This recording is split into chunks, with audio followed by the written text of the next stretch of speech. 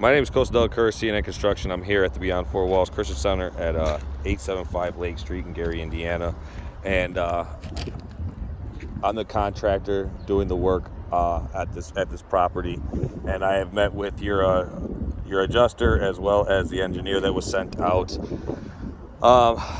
When the adjuster and I met, we were in agreement of wind damage. The engineer was sent out, and the engineer agreed with me as far as separation of the flat roof itself to the insulation underneath. However, I guess it wasn't claimed, or it wasn't stated in the engineer's report that it was caused by wind. So I just want you guys to take a look at this and tell me what you guys think, right? So if you look at this, it's parachuting, right? We have busted seams, okay?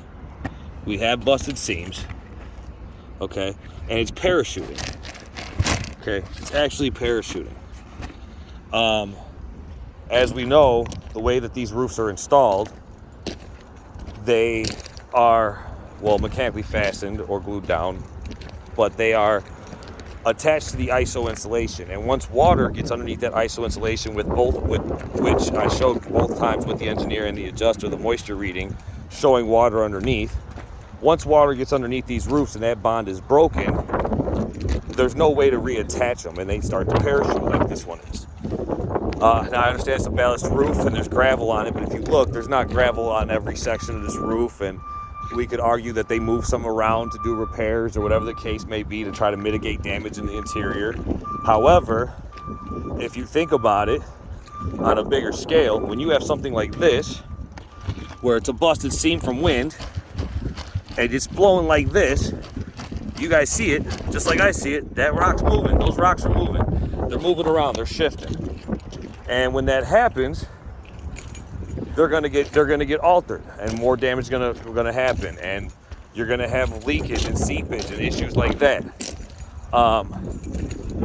Another issue with this roof, now you guys have already paid for the shingled portion of this roof,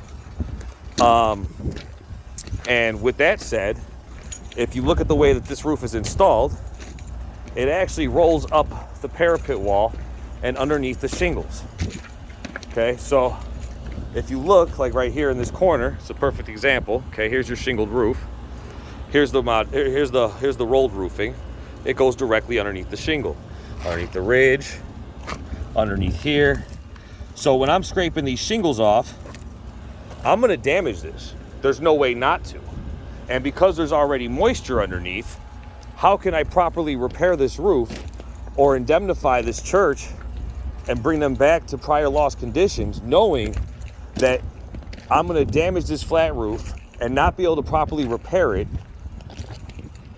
and trap water underneath it if I do try to seal it off after I've ripped the membrane, scraping the shingles off.